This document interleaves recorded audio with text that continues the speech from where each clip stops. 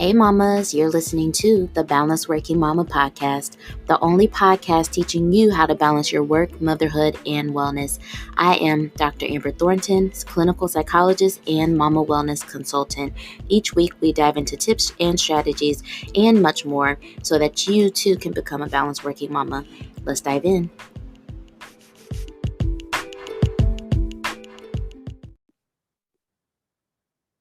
Hey mamas, we have another really special guest on the episode today. I am really excited about this one because it's actually something that I know that many of you will be very interested in, but it's actually something that I have not really heard about in the way that our guest is going to talk about it. So I am actually going to have our guest introduce herself and tell us a little bit more about what she's talking about. Please let us know. Tell us your name, who you are, and what you're going to be sharing with us today. Hi, my name is Satira Johnson, and I am the owner and operator of the Queen Thumb. And today I am here to discuss plant therapy and around motherhood and how it can help us. So I'm really excited to be here. Thank you so much for this opportunity. And I look forward to having this conversation. Yes, me too. Because I know that we connected on Instagram and, I believe you reached out and we were talking about plant therapy. And I was just like, I have never heard of plant therapy. And I know that, like, I have a few plants in my house. They probably not living the best life because I'm not great at keeping them alive. But I literally don't even know what plant therapy is. So I actually just really want to start right there. Like, if anyone is listening to this and this is the first time that they're hearing about plant therapy, what does that mean? Right, great question. Plant therapy is a form of self-care. It is a therapeutic measure that you can take by interacting with plants. You can interact with plants through, being outside in nature, taking nature walks, enjoying the environment around you. Plant therapy has actually been incorporated in a few sessions involving mental health, and it's everywhere. When you go on Google, sometimes when I look on my phone, I'll see Google posted something about plant therapy or plant therapy and millennials and things like that. So it's a great thing for your mental health. Wow. And so how did you become interested in plant therapy? Like how did this come up for you? Okay. Plant therapy for me, it started years ago when I first got involved into plants. Before I became a house plant mama, I used to just love cut flowers. Like I've had to have cut flowers all the time. Every week, I would have to buy fresh cut flowers. And then one day, I was just, I couldn't understand why I was so sad when the cut flowers were dyed. And I wanted something that brought life into my house, but something that would last a little bit longer. So it started there. I started bringing plants home, and I didn't care for them at that time, like actually caring for them. My husband used to care for them. And then my collection just kept growing. And he was just like, all right, you're going to have to learn how to take care of these plants. So it started from there. And I just realized how much the plants have brought me so much joy, so much peace. And I'm constantly reminded of how my grandmother, who passed away when I was a little kid, um, that she loved plants as well. And everyone always said that I remind them of her. And so to hear that she was into plants, it made me feel closer to her. So I actually started naming some of my plants after ancestors. And that within itself is therapeutic because as I'm talking to the plants, I feel like I'm talking to my ancestors. So when I'm having a moment of, anxiety, stress, from everyday life and being a mom and knowing plants don't talk back, that piece always, um, is there as well. And but just knowing that you have a connection. Plants will you can go outside and just walk around and you just take a moment and it's like life is taking a pause and you hear nothing but nature. You might hear cars, but in that moment, it just feels so therapeutic and relaxing. So that's where I got started with plant therapy, knowing where I was as far as any dark moments that I've experienced, knowing that I had my plants there just put me in a great space. Wow, that was powerful. And like just you describing your experience with it, I can see how it's therapeutic. But there was something that you said about naming your plants. I have heard of people doing this, but the way you described it, like, just really made so much sense to me, and how you can help to almost, I guess, like humanize or personify the plant a little bit, which deepens the connection that you have with the plant.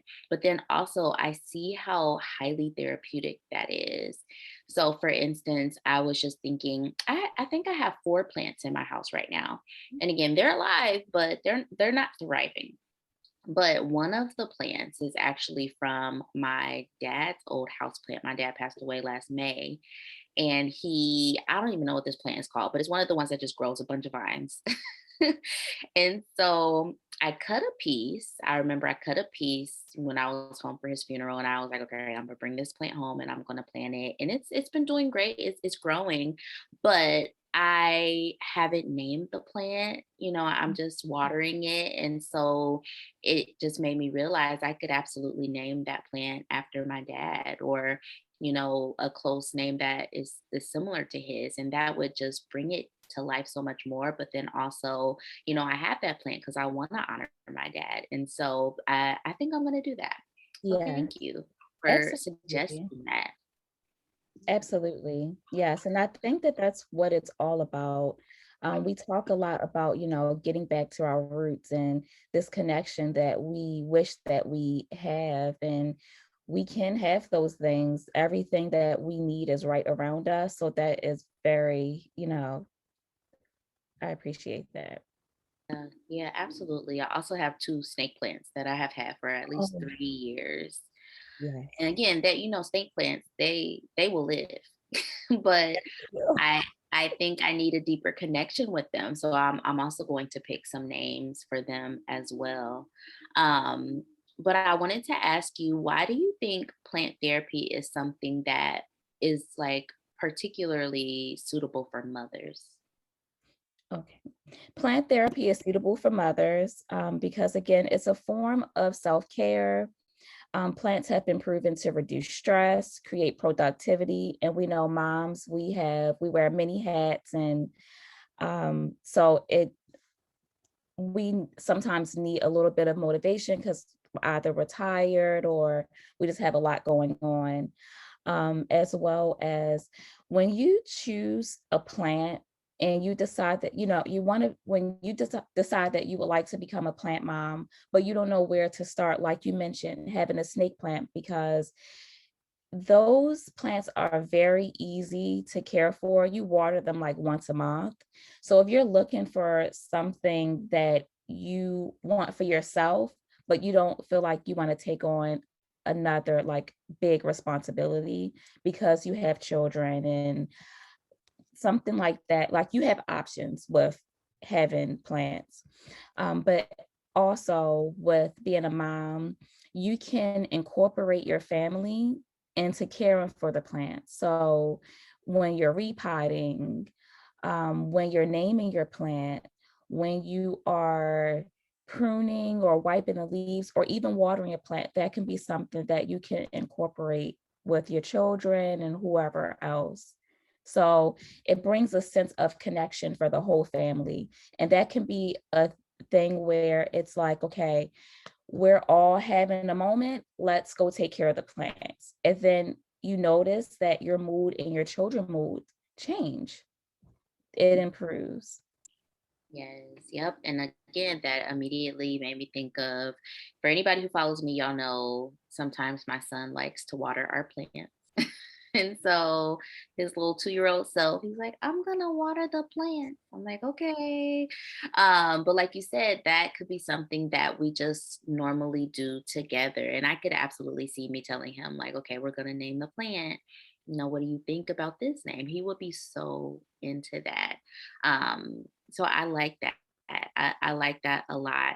And I know that you are already speaking to some of the positive mental health and wellness benefits, but tell me more about that. Like, if someone was to start incorporating plant therapy into their life right now, especially moms, like, what could they expect in terms of like the mental health benefits or the wellness benefits? As far as the mental health benefit, I would say first, if you are contemplating on becoming a plant mom, I would do your research first on the type of plant that will be suitable for you, because you want to make sure that you're finding something that would not further stress you out. But also have patience. I believe that plants teach us to be patient.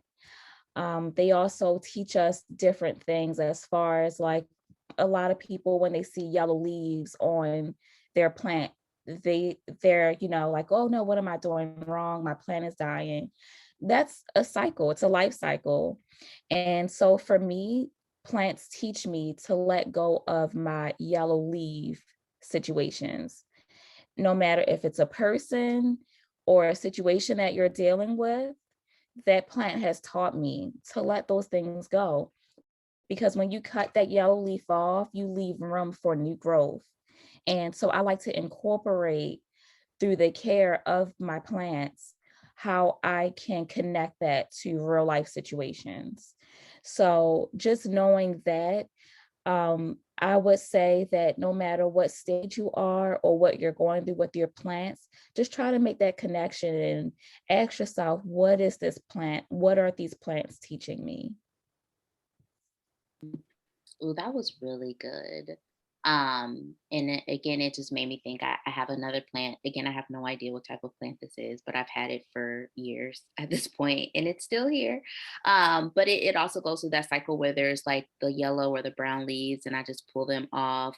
And like sometimes because I'm not as attentive, those leaves will just kind of build up, and it just doesn't look good. It doesn't make the plant look good. But then once I pull all those old leaves off, I'm always amazed at how good and shiny and just perky it looks. And even that, I'm thinking like there's a lesson there. And just like you said, when you remove your own yellow or brown leaves, like how much better you feel, like how much better you look, like how much better you can show up in the world. And so, and this is a question, and this is actually just a question I literally just thought of, you know, it feels like with plant therapy, of course, part of the process is owning a plant, one or more than one, but then also it also feels like part of the therapy is just like being with the plant, because you haven't really said like you have to do this and this and this for it to be considered plant therapy.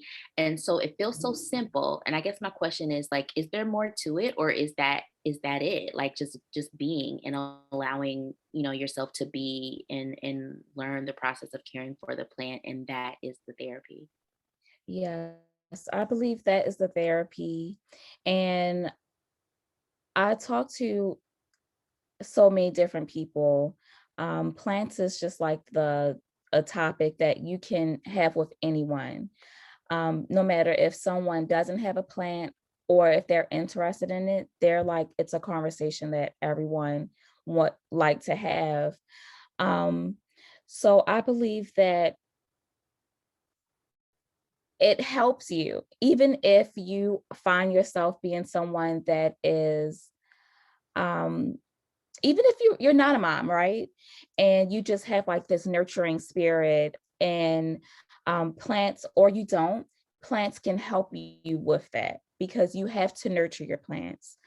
And yeah, I believe they just teach us so many different things. So starting there, as far as like having a plant, being around a plant, no matter if you can go to a coffee shop. and you can that has plants there, even if you don't have your own plants, and you or just walking outside. So I do think that plant therapy is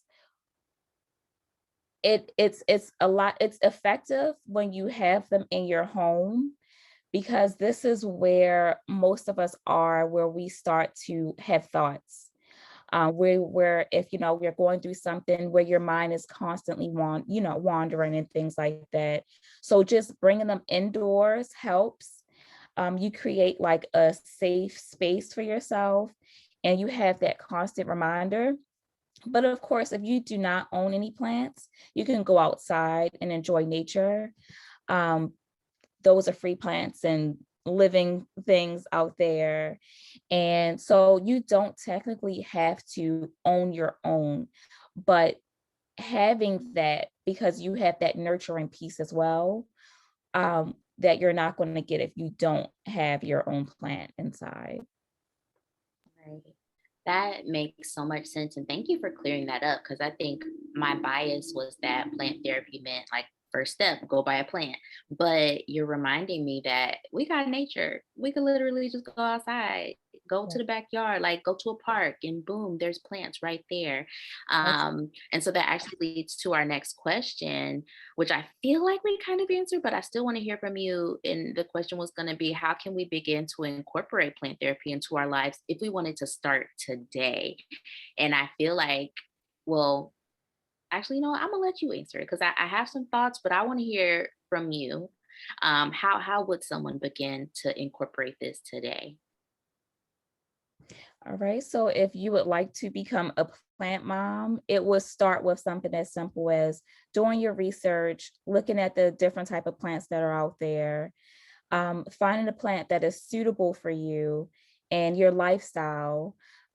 Because although we're visual people, so we'll see something and we're like, oh, I really like that, I really want it, I gotta have it, and we never pay attention to the care for for that specific plant.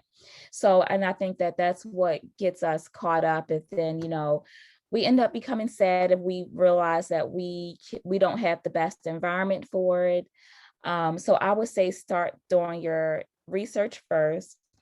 And also, plants are big, energy is big, and plants feed off of energy. You can walk past a plant, and a plant can sense that you are there, and it can react to your presence. So, knowing that, being mindful of that, touching a plant, they react to touch as well. But also, just being in a moment, being outside. I don't know where everyone is right now, but we're in spring where I live, and so just going outside, go for a nature walk, enjoy yourself, have a mindful moment, a carefree moment, and just listen to nature, listen to everything. Take your socks off, your shoes, walk in the grass, just allow yourself to have that moment in nature, and I guarantee you will leave feeling so relieved and so revived and rejuvenated and just feeling awesome. That's really inspiring. I'm excited to um I don't know, just kind of like dive back into the plant life that we have here, and reap the therapeutic benefits that I just probably wasn't aware of before. And like this whole time as you were talking, I was thinking, for me, I have those snake plants. Y'all don't judge me. Don't judge me.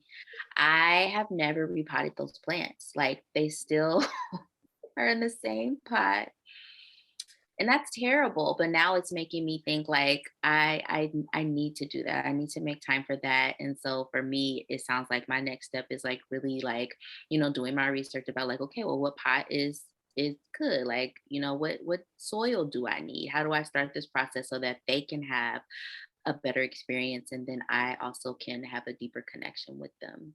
Yes, Yeah. absolutely. Thank you so much for this. Is there anything else you feel like we should know about plant therapy and this work? Yes. Well, for starters, just know that you are not alone on this plant journey. Because I understand that plant therapy and plant parenthood is very real. But just know that with time, it teaches us patience. It teaches us so many different things. And instead of stressing over those things, we have an option as to, deciding on learning whatever nature is trying to share with us. Those teachings and having those moments are so important. And I would just say, take it one plan at a time, one step at a time, one day at a time, do your research, even on plant therapy. And they, even look up plant therapeutic activities such as pruning or just different things that you can do. There's even activities that you can do with your children. So I would say, take it one day at a time, know that you're not alone, and have fun with it. Thank you so much for coming and talking with us about this today. Where can the mamas find you if they want to connect with you after listening to this episode? I can be found on Instagram at the Queen Thumb, and all of my socials, my email address, everything is the Queen Thumb. So the Queen Thumb at gmail.com, www.thequeenthumb.com. Awesome. All right. Well, I'm sure there are going to be some mamas that find you after this, but thank you so much for bringing this to us today. We really appreciate it. Thank you.